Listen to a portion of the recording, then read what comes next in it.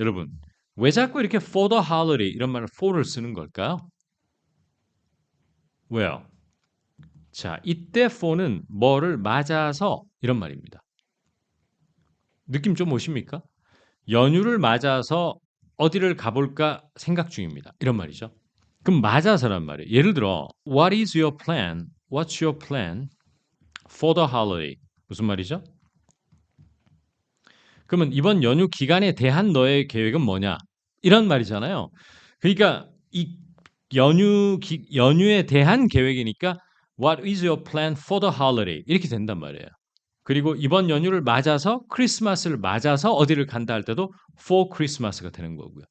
그런데 이런 경우가 있어요. 크리스마스 당일날 너 크리스마스 당일날 뭐 했니? 이러면은 for 하면 안 돼요. on Christmas나 on Christmas Day라고 그래야 돼요.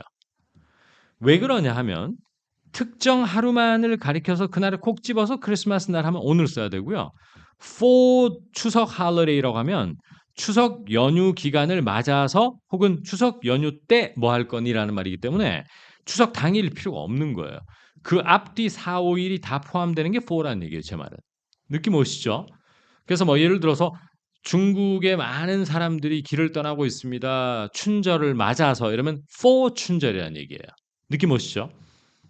근데 충절 당일은 on이에요. 이해되셨죠? 자, 그런데 이런 경우가 있어요. 어떤 걸 쓰고 over the holiday, over the weekend 이런 말 자꾸 쓰는 경우가 있어요. 너 주말에 뭐 했니? 이럴 때 What did you do over the weekend? What did you do over the holiday? 이때 over는 원래 첫 번째, 두 번째 뜻이 있는데 원래 물리적 공간의 over예요. 그러면 A 지점과 B에 걸쳐 있는 게 over입니다. 혹은 A에서 B로 넘어가는 게 over라고요. 따라서 시간이 여러분 오버라고 하는 것은 걸쳐 있다는 거죠. 그러면 할러데이가 4, 5일 정도 되는데 그 기간에 걸쳐 있으니까 over the holiday, over the weekend에서 주말은 토, 일, 양일에 걸쳐니까 오버가 되는 거죠. 맞죠?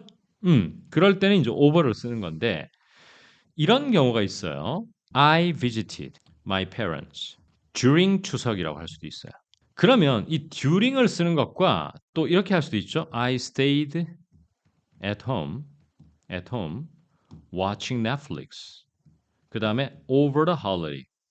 이런 게 있어요. 이게 차이가 있는 거예요. 잘 보세요, 여러분. I visited my parents during 추석이라는 것은 추석 기간 동안 부모님 찾아뵀다는 얘기인데 추석 기간에 걸쳐라든지 내내라는 느낌이 전혀 없어.